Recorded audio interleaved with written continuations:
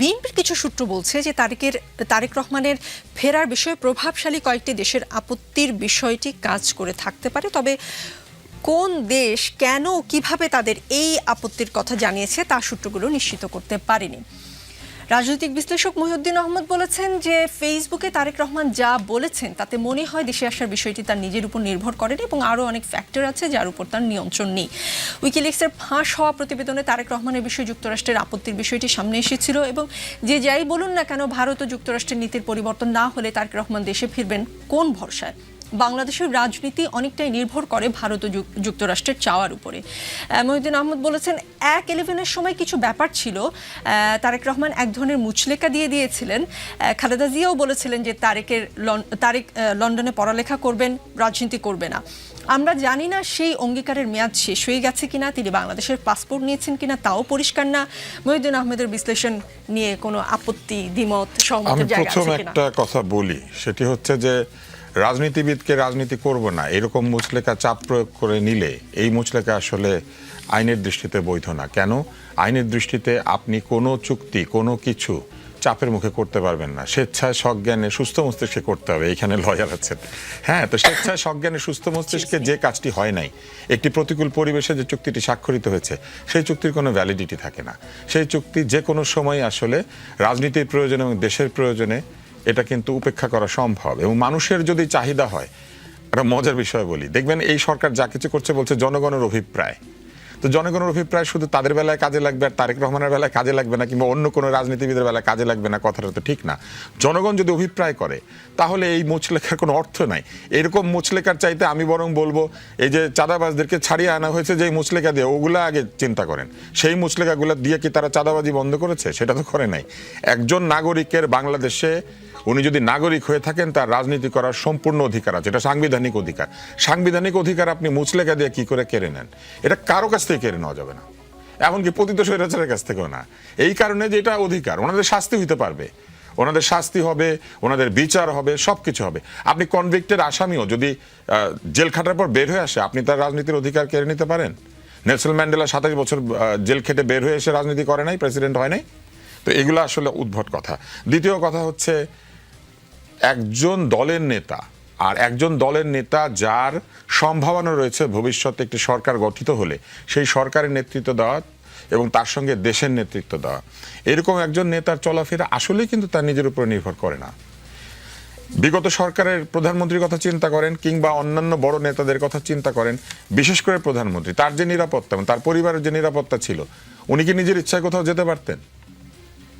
De facto এটা তো ধরে নিতে হবে যে বাংলাদেশে ভবিষ্যতে যে রাজনীতি হতে যাচ্ছে এবং যে নির্বাচন হতে যাচ্ছে সেখানে তারেক রহমান একজন গুরুত্বপূর্ণ কুশীলব এবং তার নিরাপত্তার বিষয়টি নিশ্চয়ই তার নিজের ইচ্ছার উপরে নির্ভর করবে না।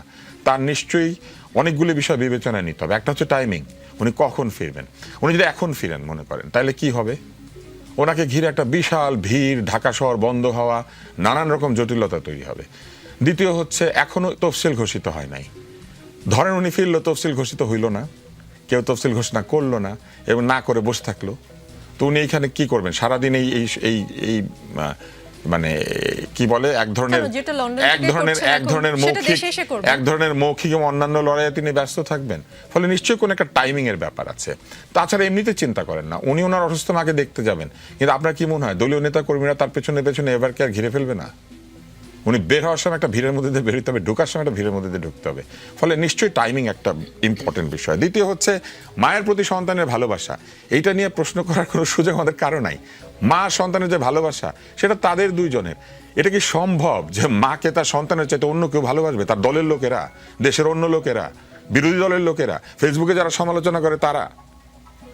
ডেফিনেটলি উনি যদি ফিরে না আসে তাহলে নিশ্চয়ই সেই রকম ভ্যালিড রিজন আছে। এই জায়গাটাতে আমাদেরকে বিশ্বাস করতে হবে। তার উপরে দেশের দায়িত্ব দিয়ে দিতে লোকজন আস্থা রাখতে পারছে, তাকে ভবিষ্যতে নেতা হিসেবে বলতে পারছে, আর উনি বলেছেন ভ্যালিড রিজন আছে, তারপরে তাকে খোঁচাতে হবে যে না আপনি বলেন কি রিজন, বলতে হবে। নিশ্চয়ই সেটা প্রকাশ করার ক্ষেত্রেও তার কিছু রাজনৈতিক সিদ্ধান্ত রয়েছে, তিনি কতটুকু বলবেন এবং বলবেন না। দ্বিতীয় হচ্ছে পরিবেশ। আসলেই কি এই মুহূর্তে বাংলাদেশে যতক্ষণ পর্যন্ত নির্বাচনের তফসিল ঘোষিত না হচ্ছে ততক্ষণ পর্যন্ত প্রকৃত অর্থেই আমরা গণতন্ত্রের পথে নিশ্চিতভাবে যাত্রা শুরু করেছি এটা বলতে পারবো? ফলে তফসিল ঘোষণা তো খুবই ইম্পর্টেন্ট একটা বিষয়। তৃতীয়, আমি যেটা বললাম নিরাপত্তার বিষয়ে কিন্তু তার দল এবং তার যারা ঘনিষ্ঠ ব্যক্তি তারা কিন্তু অনেক দিন থেকে ব্যবস্থা নিচ্ছেন, ফলে সব যন্ত্রপাতি, সব ইকুইপমেন্ট সবকিছু এসে পৌঁছেছে কিনা, যারা তার নিরাপত্তা দিবেন তারা পরিপূর্ণভাবে প্রস্তুত হয়েছেন কিনা, আমরা তো সেটা জানি না। আপনি যদি আমাকে চিন্তা করেন, আমি একজন রাজনৈতিক বিশ্লেষক হিসেবে, তা আমি তো জানি না, তাহলে আমি কিভাবে মন্তব্য করি? আর চতুর্থ হচ্ছে যৌক্তিকতা। উনি যদি মনে করেন যে এই মুহূর্তে বেগম খালেদা জিয়া এয়ার অ্যাম্বুলেন্সে করে লন্ডন যাবেন, তো উনি 2 দিনের জন্য আসবেন বা 3 দিনের জন্য আসবেন, তাকে নিয়ে আবার এয়ার অ্যাম্বুলেন্সে লন্ডন যাওয়ার জন্য বা অন্য কোনো দেশে যাওয়ার জন্য? বরং এটাই কি ঠিক না যে উনি ওইখানে থেকে ব্যবস্থা করবেন আর এইখান থেকে এয়ার অ্যাম্বুলেন্সে করে তিনি যাবেন?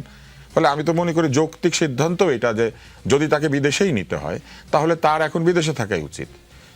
আর তারপরে আসেন, একজন নেতাকে তো সবসময় তার মায়ের চাইতে, তার সন্তানের চাইতে, তার অন্যান্য সকল আত্মীয়র চাইতে দল এবং দেশকে বেশি গুরুত্ব দিতে হবে।